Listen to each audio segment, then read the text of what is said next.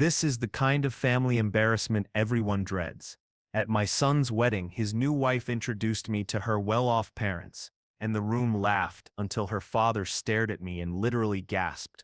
If you're watching, please like the video, subscribe, and tell me in the comments how far this story has spread. I'm Emily Turner. For 15 years I perfected the art of being deliberately invisible, and that turned out to be excellent training for what followed. My son Dylan had been seeing Jessica for 8 months. Before the wedding I'd only met her twice. Short encounters in which she asked pointed questions about my modest lifestyle and whether I might need financial help as I got older. The wedding itself was breathtaking. The Reynolds estate sprawled over more than 50 acres in Virginia's rolling hills, with a private chapel large enough for 300 guests and gardens that must have cost millions. Jessica walked down the aisle in a gown that probably matched many people's annual salaries. Dylan looked freer than I'd seen him since his father died. I chose my outfit with care.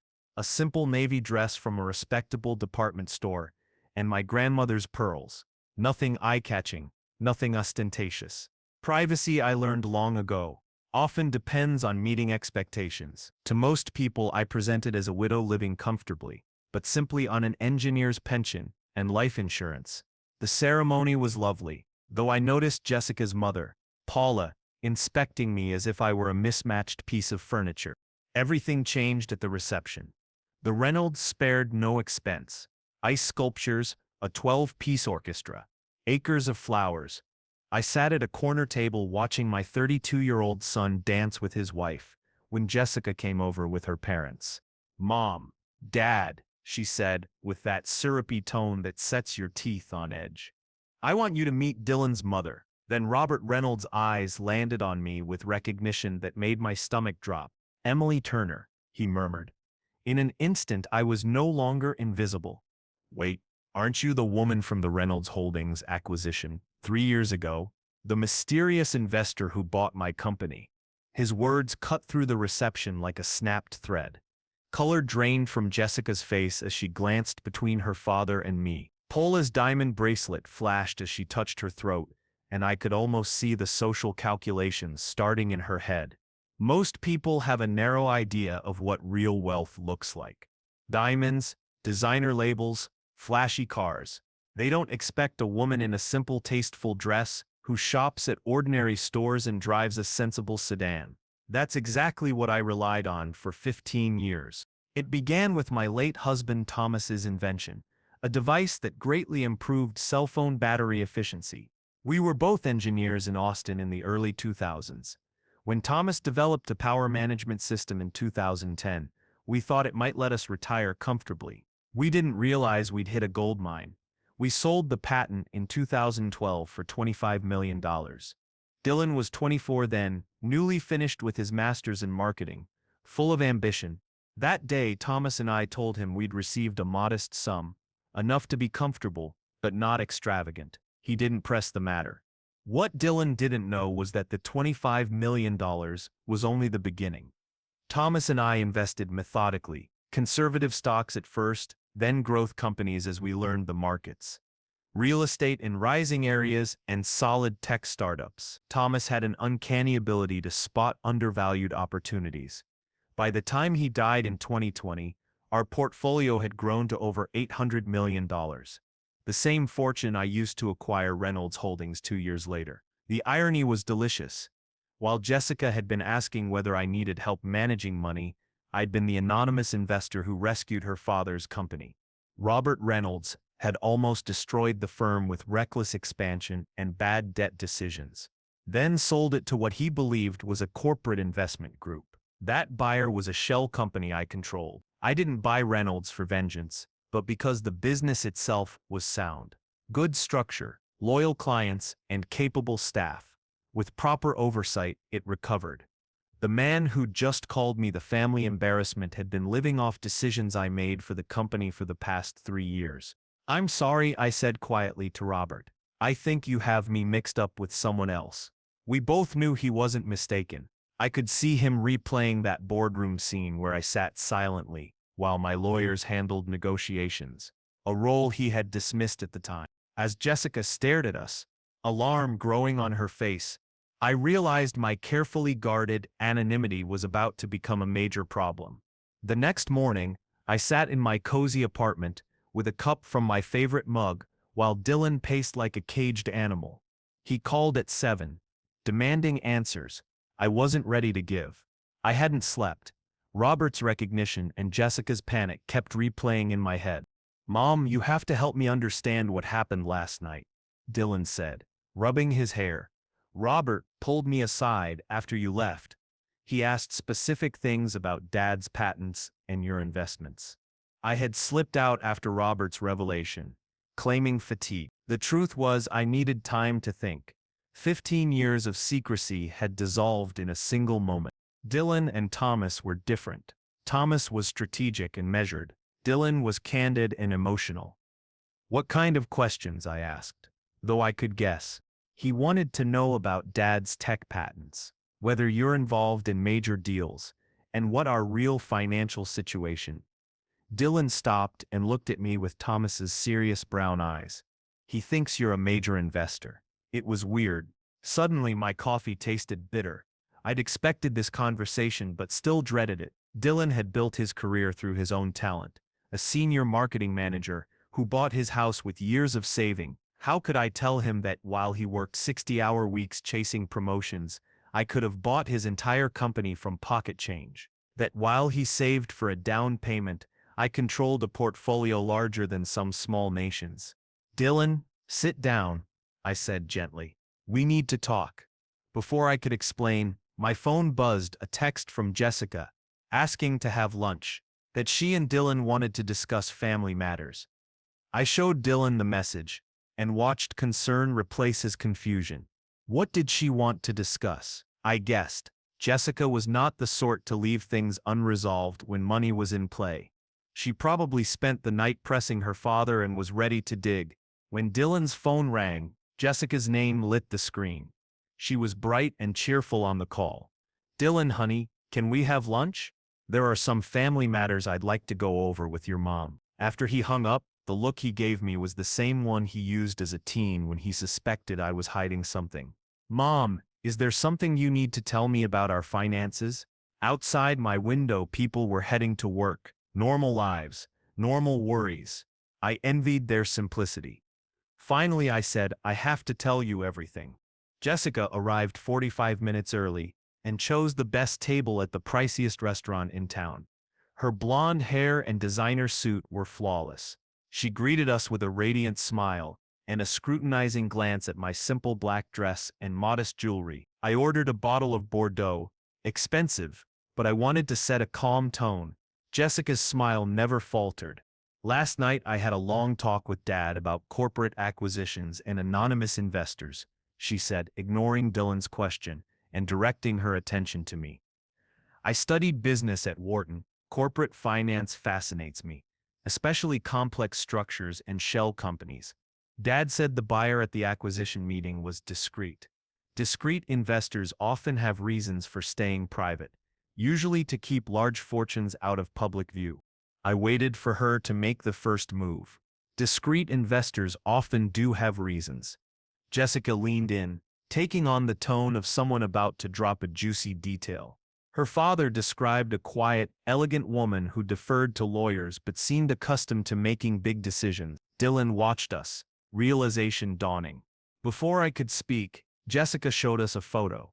A news clipping from 3 years earlier about the Reynolds acquisition, with a small picture from the signing.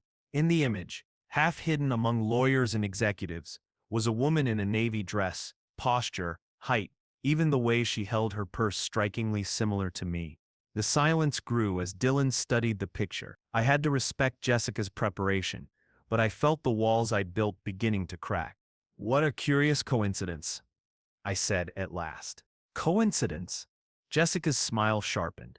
"My family's financial troubles started just as someone paid nearly $700 million for Dad's company. The mysterious investor vanished after the acquisition, as if she wanted to remain anonymous." Dylan set his glass down with a trembling hand. "Mom, tell me you're not who she thinks you are." I looked at my son, the one who values honesty above all. and knew that 15 years of well-intentioned secrecy were catching up. Dylan, there are things about your father's patents and our investments I didn't tell you. I admitted. Jessica's expression was triumphant. She clearly felt she'd cornered me, but as I watched her enjoy what she thought was victory, I wondered whether she grasped the scope of what she had set in motion. 3 days later, I sat in my financial advisor, James Sullivan's downtown office, watching him pull up the files I'd asked for. The lunch had ended with Dylan storming out and Jessica making pointed remarks about family planning. I needed the lay of the land. "This is unusual," James said, peering over my request. "Why the sudden focus on your daughter-in-law's family history?" I'd asked him to do a full workup on the Reynolds finances the morning after the lunch, and what I found was messier than I'd expected. I hadn't realized that by buying Reynolds Holdings I had essentially purchased my future daughter-in-law's inheritance. James pulled up records. Reynolds had over-leveraged in 2019, buying smaller competitors and then struggled to service loans when the economy tightened. I remembered that acquisition. It was a strategic buy at a discount during a temporary crisis. Jessica had been positioned as her father's heir, summer work at the company, an MBA focused on family businesses, and everyone expecting her to take over. By bringing in professional management, I'd effectively eliminated her career path and what she regarded as her birthright. James opened more documents. "I've seen discreet inquiries into acquisition structures and anonymous buyers," he said. "Professional-level research, the kind someone with business training and legal connections would run. I think your daughter-in-law may have hired a private investigator." A cold knot tightened in my stomach. 15 years of legal structures and careful privacy could unravel if someone was sufficiently motivated. "How vulnerable were we?" James said. "The privacy structures were solid, but not impenetrable. A determined, legally backed probe could trace ownership to me eventually." "What should I do?" I asked. "Get ahead of it," he advised. "If she's building a claim or trying to appeal to family obligation, you need to control the narrative before she exposes you. And if this goes public, it won't just affect you. Dylan's career could be compromised if people think his promotions were tied to a hidden fortune." I hadn't thought of that. Dylan had earned everything by his own work. If word spread that his mother was a secret tycoon, his achievements would be questioned. The very secrecy meant to protect him could destroy the reputation he'd built. James showed me one more file. The Reynolds finances were more fragile than their social life suggested. Their lifestyle depended on loans, likely waiting for Robert to strike another deal, or for Jessica to secure a wealthy marriage. Now she believed she had one. James warned me to be prepared. This was starting to look like more than a family spat. Leaving his office, I realized I faced the same decision Thomas and I made 15 years before, but the stakes were higher. This time, I wasn't just preserving Dylan's independence. I was fighting to protect everything Thomas and I had built from being used against our own family. That night, I did something I hadn't in months. I opened a long-saved bottle of wine Thomas and I treasured. I poured a generous glass and spread 15 years of financial records across the dining table. If Jessica wanted to play investigator, she'd chosen the wrong person. The numbers told a patient, strategic story. Thomas and I hadn't stumbled into luck. We researched, diversified, and reinvested. The initial $25 million became $50 million by 2015, $200 million by 2018, and by the time Thomas died, our net worth topped $700 million. I continued growing it. More than money, I had significant shares across a dozen companies, licensing agreements on 17 technologies, and investments from renewables to biotech. I wasn't merely wealthy, I was deeply involved in innovation in ways even James didn't fully grasp. My phone buzzed. Dylan texted that he and Jessica wanted to come over tomorrow night. She had ideas about how our family should handle this new information. I almost laughed at the thought of Jessica's ideas. I could already picture them. Emily Turner voiceover. She wanted trusts and family board meetings, a cooperative plan for our money. What she didn't realize was that I'd been managing expectations and safeguarding my interests far longer than she'd been alive. I opened the legal files James had compiled on the Reynolds finances. Their situation was worse than I'd imagined. The family estate was mortgaged to about 80% of its value. Investment accounts had been depleted to sustain their lifestyle, and there were sizable debts, all underpinned by Robert's belief he'd eventually cash in on business contacts. Robert thought he'd retired comfortably after selling his company, but the reality was different. Much of his income came from consulting fees and board roles that I had arranged through Reynolds Holdings' new management. Their standard of living relied on decisions I'd made. That was only the beginning. I dug into Jessica's recent activity. If she'd hired a private investigator, there would be traces. What I found was both revealing and alarming. Jessica had indeed retained a firm that traces corporate assets. She'd consulted a lawyer who handles family estate disputes. Most tellingly, she opened several new lines of credit in the past month, likely to fund the investigation with hopes of a big payoff. She hadn't married my son solely for love. She'd treated the marriage like an investment. The wine made me reflective, or maybe it made me honest with myself for the first time in years. 15 years I'd played the discreet widow, letting others assume I lived modestly while I quietly built something substantial. Jessica's performance at the wedding had changed the rules. I was done being underestimated. Tomorrow, when Dylan and his wife came over to discuss their collaborative financial plan, I intended to teach them exactly whom they'd chosen to investigate. The cautious investor would become a strategic opponent. I'd been winning games for a decade and a half that others didn't even know existed. When Dylan and Jessica arrived the next night, they carried themselves like diplomats negotiating fragile terms. I'd prepared a simple cheese and fruit plate and a modest bottle of wine, nothing to advertise my resources. "Mom, thanks for meeting with us," Dylan began carefully. Jessica sat primly in a sharp business suit, Wharton polish evident in the folder she carried. "Emily, I want to be clear, everything here is for the family. We're on the same side," she said. I almost laughed. "Of course," I replied. "What did you want to discuss?" She opened her folder and laid out a plan. She suggested a collaborative approach to family financial planning, a structure to protect my privacy while increasing transparency for the family. They proposed creating a family foundation for charitable giving, tax advantages, and coordinated investment decisions. She'd already spoken with a family wealth lawyer and had a preliminary draft.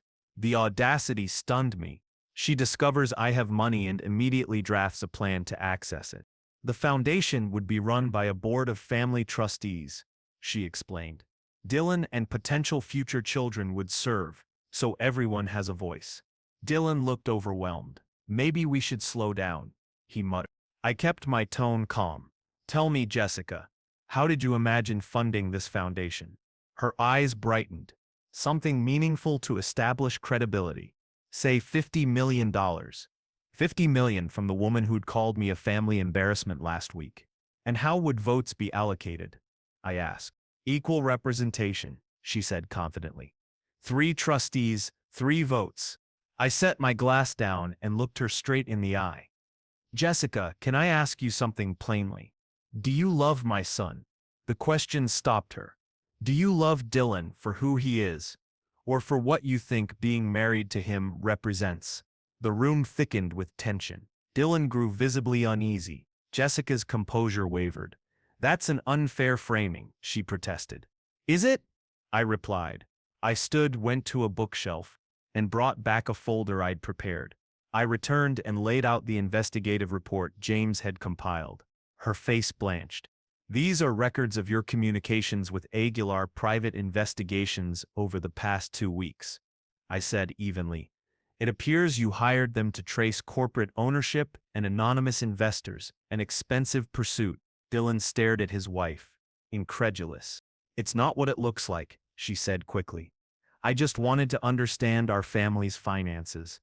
"You were building a case," I corrected. "These documents show you also consulted Vance Peters and Associates, a firm that handles trust litigation. You opened 3 new credit lines last month, borrowing against an expected improvement in your family's financial situation. That's a risky bet." Jessica faltered.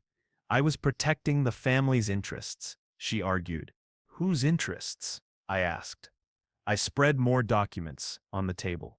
According to James's analysis, your family's position is fragile. The estate is nearly 80% mortgaged.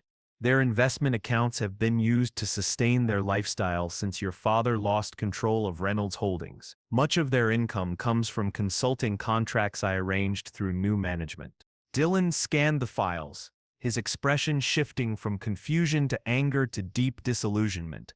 How do you know all this? He asked. When someone investigates me, I investigate them back, I said. What I found shows your family's been living on borrowed time and borrowed money for 3 years. Jessica's voice trembled. That doesn't change that we're family now. We should cooperate, not fight. Agreed, I said, moving to the window. So what kind of cooperation did you have in mind? Because it looks like you learned I had money and immediately planned how to restructure it so you'd have control, not how to contribute or help manage it. That's unfair, she protested. I pulled another document from the folder. This is a recording of a call you made to a college friend 3 weeks before meeting Dylan. You complained about dating men without financial security and said you wanted a partner from a stable, well-off family. The silence that followed was complete. Dylan looked at Jessica as if he'd never seen her before. She looked like she was calculating escape routes. Dylan, I said gently, ask yourself if she is the person you thought she was. But I knew that was only the beginning. Jessica didn't give up easily, and I'd just shown her what she stood to lose. So what happens now? Dylan asked quietly. I looked at my son, the man I'd raised to prize honesty and hard work, and made a decision that would change our lives. Now, I said, we find out what everyone is really made of. The following 2 weeks were tense. Dylan moved back into his apartment to think.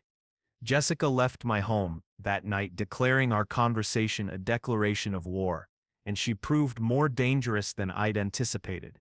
On a Friday morning, James called. Voice tight. Emily, we have a problem. Someone's filed inquiries with the SEC about your investment structures. Professional-level queries forming a potential regulatory case. My stomach dropped. What are they alleging? Possible failures to declare beneficial ownership. Potential insider trading, whether shell companies reported activities properly. This isn't curiosity anymore. Someone's building a legal complaint. I knew who. How serious is it? It depends on findings. Your structures are legal, but complex arrangements can appear suspicious. A formal complaint could trigger months or years of investigation, even if you're cleared.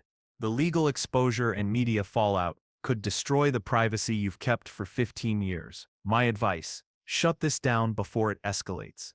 I hung up, mind racing.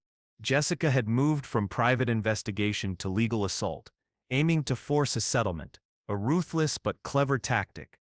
Dylan arrived an hour later, gaunt and older than 32. She filed for legal separation, he said flatly. Her lawyer says she's worried about potential liabilities from undisclosed family assets. Her move was precise. Protect herself legally and position for divorce negotiations. I'm sorry, I said. Are you? He shot back. It feels like you orchestrated this so my marriage would fail to prove a point. The accusation cut deeper than I expected. Dylan, I never wanted your marriage to fail. I wanted you to know who you married before it was too late. You destroyed her family's finances and treated her like a criminal, he said. I don't know who you are anymore. That stung, but I kept my ground. I'm the same person who taught you honesty and integrity. I wanted you to succeed on your own merits, not because of family money. He replied bitterly. My wife is leaving me. Her family is ruined. My mother is a secret tycoon who lied to me for 15 years.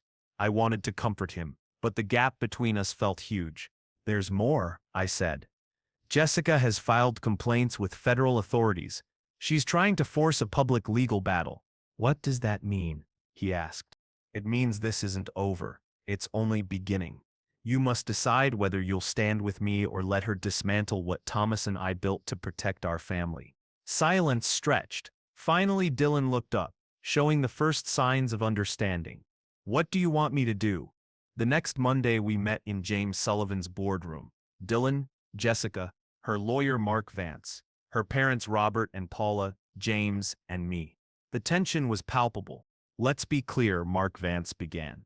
My client discovered Mrs. Turner concealed considerable assets, while her son's wife's family suffered. This suggests a pattern of deception that requires investigation. James replied calmly, Mr. Vance, Mrs. Turner's activities are legal. These complaints seem motivated by personal animosity, rather than legitimate concerns. Jessica leaned forward. This isn't personal. It's about family responsibility and transparency. Emily manipulated people while pretending otherwise. I have never manipulated anyone, I said. I invested in failing firms and turned them around. I kept my life private by choice. Neither is illegal or immoral. You bought my father's company and let him believe he'd failed, she snapped. Your father mismanaged the company, I answered. I saved it and preserved employees' jobs. He would have faced bankruptcy under his leadership. Robert Reynolds cleared his throat. I appreciate your work with the company, Mrs. Turner, but you were strategic in hiding your involvement with our family. Strategic, yes. Deceptive, no. I responded, you never asked about my investments. I wasn't obligated to volunteer. Mark Vance produced a thick folder. We have evidence Mrs. Turner used her financial position to manipulate situations affecting my clients, consulting fee arrangements, the timing of decisions, even investigations into their private affairs. Evidence of what, exactly? James asked. A pattern of control designed to maintain power over the family's financial future, Vance replied. I looked around at people who thought they understood the game. Mr. Vance, let me be plain. I do not control your client's family. I do not owe them money, explanations, or access to my assets. You do owe your son honesty. Jessica interrupted, and basic respect for your daughter-in-law. Respect? I let the word hang. You introduced me as a family embarrassment at your wedding. You hired investigators to probe my private life. You filed regulatory complaints to force me into a settlement. Now you lecture me on respect? The room fell silent. Dylan, quiet until then, asked, What do you want, Jessica? What will end this? She and her lawyer exchanged a look. We want a formal family financial agreement that sets expectations and responsibilities for all parties. James asked, What responsibilities? Vance laid out a proposal, a family trust with shared governance.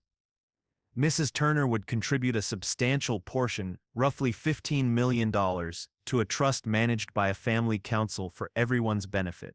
I nearly laughed at the gall. You want me to place assets into a trust controlled by people who have been investigating me and filing complaints? We want a fair arrangement, Jessica argued.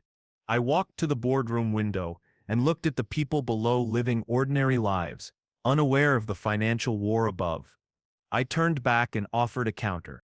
You have 72 hours to withdraw all regulatory complaints and stop investigative activities, I said. If you do, I'll give a settlement that lets you and your parents maintain your current lifestyle without further interference from me. Mark Vance narrowed his eyes. What kind of settlement? $5 million, I replied. A one-time payment. In return, you sign an agreement promising never to contact me or my son again. Silence. Dylan looked stunned. Mom, you can't be serious. I was. I offered $5 million to permanently remove toxic people from our lives. From the looks around the table, they realized I meant it. Mark did the math. $5 million was likely more than his client could win in a lawsuit, and avoided years of litigation. Mrs. Turner, generous, but this seems intended to break a marriage, not resolve a family conflict, he said. That marriage is already broken, I answered. I'm offering a clean break instead of a messy one. Dylan jumped up. Mom, stop. Both of you just stop. This is insane. We're negotiating the price of my marriage like a business deal. And isn't that what it's been? I asked quietly. He turned to Jessica, voice raw with pain.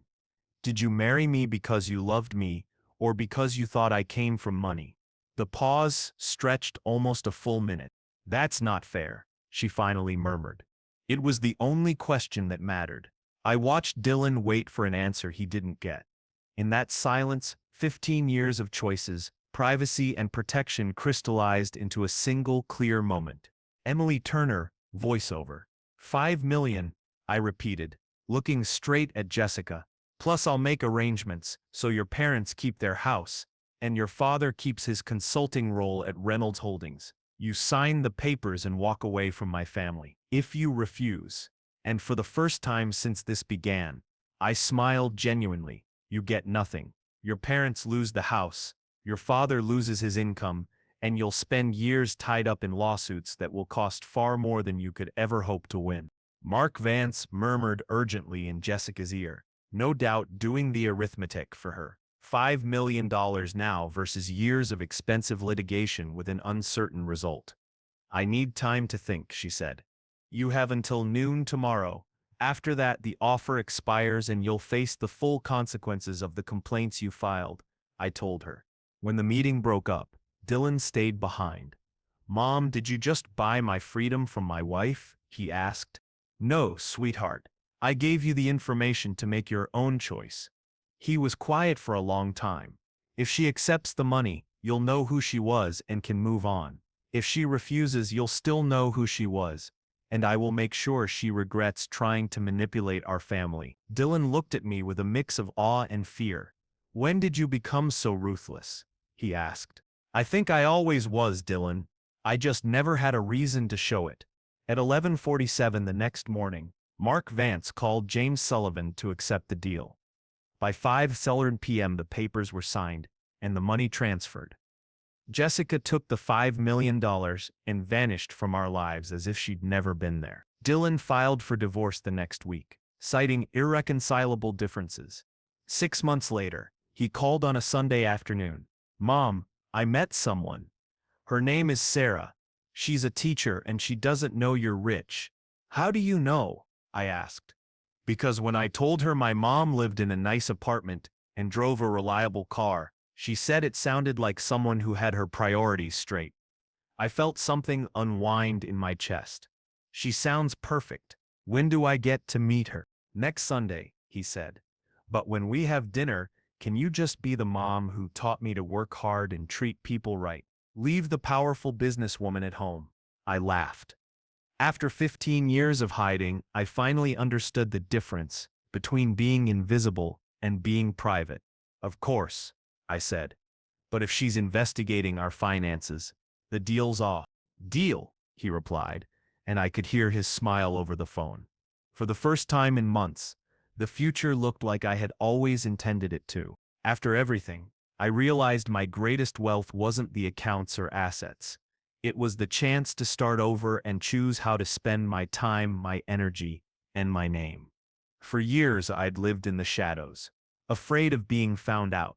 Now I understood that power is choosing how you are remembered. My first step was practical.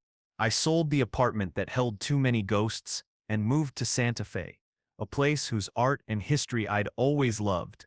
There nobody knew me as a millionaire widow or a meddlesome mother-in-law. I was just Emily, someone who liked the farmer's market and chatting with local artists. I started a small cultural foundation quietly. No press releases, no plaques. I called it the Thomas Fund, in honor of my husband. We support young engineers from Austin and Chicago who have patents and prototypes, but lack resources. Seeing students from humble backgrounds present ideas at fairs gave me more satisfaction than any dividend. Over time, rumors about my fortune faded. In Santa Fe, people knew me as the woman who came to the 8:00 a.m. service, in a blue shawl and stayed afterward to hand out grocery bags. I liked that chosen simplicity. My relationship with Dylan healed slowly. There were awkward dinners and painful silences. But when I met Sarah, his partner, I knew the struggle had been worth it. She hugged me like she'd known me for years. No questions about balance sheets or companies. Now I see where Dylan gets his way of listening without judgment, she said. And in that moment, the bond between mother and son, though strained, felt whole again. That Christmas my table was filled with genuine laughter, cookies, hot cocoa, off-key carols. I sat by the tree thinking how much Thomas would have loved seeing us without masks. I won't pretend Jessica never crosses my mind. With $5 million, she'll reinvent herself elsewhere. That's her problem now, not mine. I learned I can't save everyone and don't have to carry people who treat me like an ATM. My days became ordinary and full. Pottery classes, brunch with neighbors, and trips to support community projects. I don't need bodyguards or armored cars. I need peace, and peace isn't for sale. Funny thing, when I stopped hiding, I stopped being afraid. I'm no longer anxious about someone discovering my fortune because I know numbers don't define me. What matters is how I use resources to change lives, even a little. A few months back, a student supported by the Thomas Fund came to me with tears in his eyes. "Mrs. Emily," he said, "if it wasn't for you, I'd still be loading boxes in a warehouse. Now I'm in Pittsburgh finishing my engineering degree." That gratitude closed the chapter on the Reynolds drama for me. Today, I smile looking back. Yes, I was invisible for 15 years, but invisibility can be a strategy, not a sentence. The most graceful revenge isn't ruining the person who shamed you, it's thriving in their absence. Now, in my 60s, I live in a town that smells of fresh bread and bougainvillea, surrounded by people who value me for my presence, not my balance sheet. Life isn't asking for perfection, just authenticity. If anyone ever introduces me as the family embarrassment again, I have a ready reply. The true embarrassment is wasting your life impressing others instead of leaving a meaningful mark. This story is fictionalized and inspired by events. Names and places were changed to protect identities. We share it not to judge, but to prompt thought about the many mothers who suffer quietly at home. I'm curious, if you were in my place, what would you have done? Would you stay silent to keep the peace, or confront everything to reclaim your voice? Tell me in the comments. Every story can light the way for someone else. God bless, and thanks for staying to the end. On the end screen, I've left two of the channel's most popular stories. They'll surprise you. Thank you for watching.